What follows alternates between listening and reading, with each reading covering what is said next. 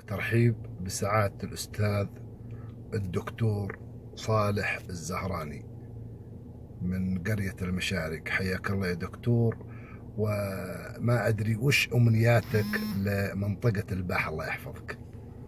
بسم الله والحمد لله والصلاة والسلام على رسول الله. الباحة منطقة غالية علينا جميعا كجزء من بلادنا وكالأرض التي عشنا عليها وتربينا فيها وتعلمنا فيها.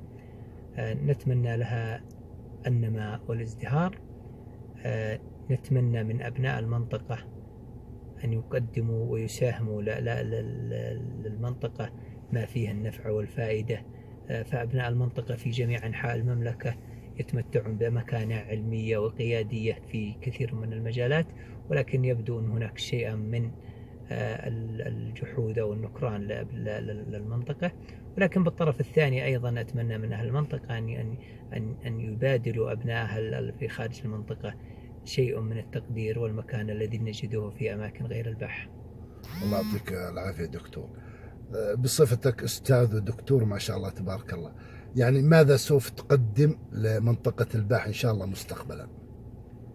والله يعني كل إنسان في اختصاصه وفي مجاله وكذا، وأنا في الجانب الأكاديمي لا أستطيع أن أقدم شيء ما لم تطلب مني الجهات ذات العلاقة في الجامعة وكذا عن طلب أي استشارة أو تعاون أو أي شيء. فأنا في خدمة الباحة وأبناء الباحة وفي حدود اللوائح والأنظمة وما يتيحه النظام.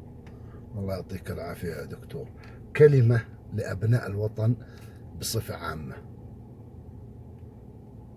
أسأل الله أن يديم علينا نعمة الأمن والأمان وأن يوفق الجميع، والوطن للجميع، ولذلك يجب أن يكون كل منا له مساهمته في مجال تخصصه في خدمة الدين والوطن. كلمة